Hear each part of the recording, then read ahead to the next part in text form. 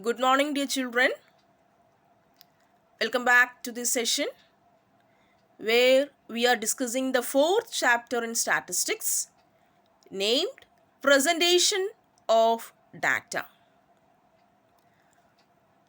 So, children, we have discussed in our previous module about the first graphical representation, which is known as histogram. Next, we'll discuss about by using the histogram what we can find out from the data. Here histogram means represented by a set of rectangular bars, isn't it? Yes, we can see all the bars are in a rectangular shape and the variables are taken along the x-axis and all the frequencies are along the y-axis. And with the class intervals as base, the rectangles with height proportions to the class frequency are drawn. And the set of rectangular bars so obtained gives histogram.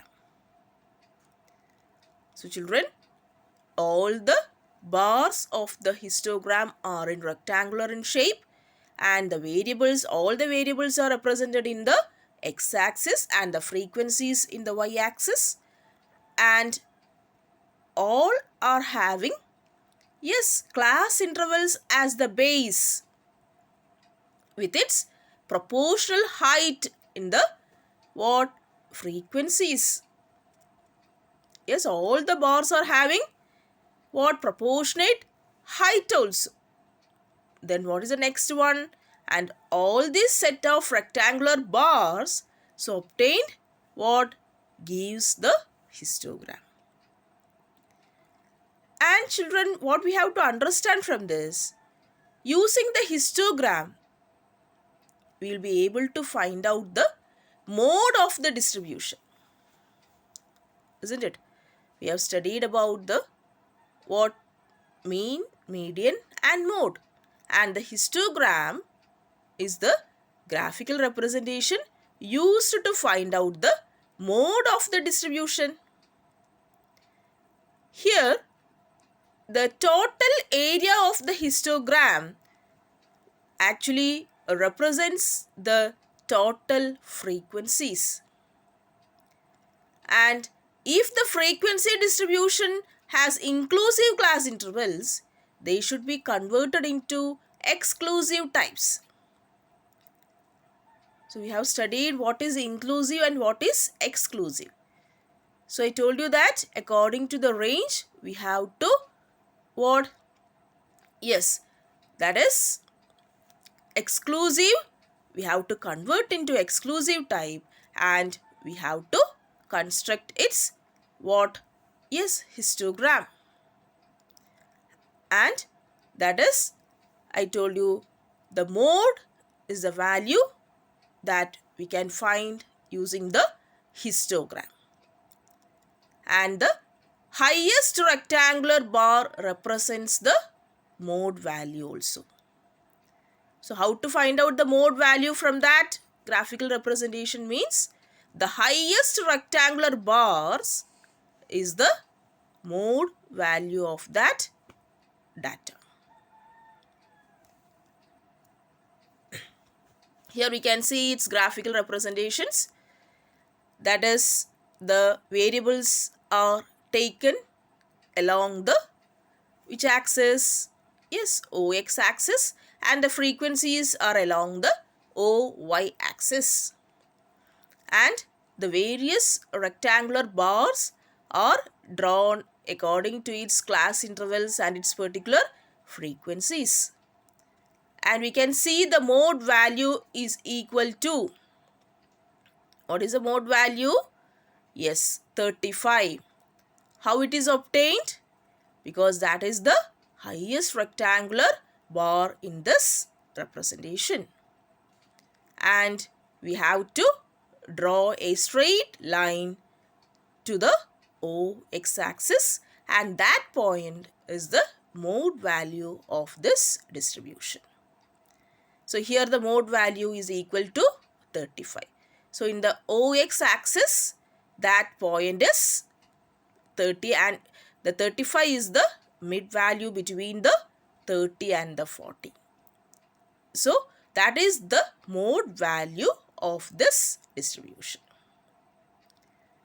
So that is about the histogram and how to find out the mode value using the histogram.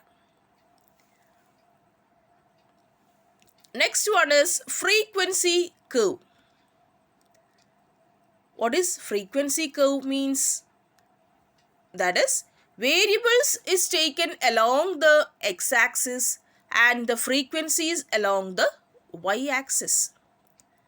So as if in the other diagram, here also in this graphical presentations also the variables are taken along the x-axis and the frequencies are along the y-axis. This is also same in the frequency curve.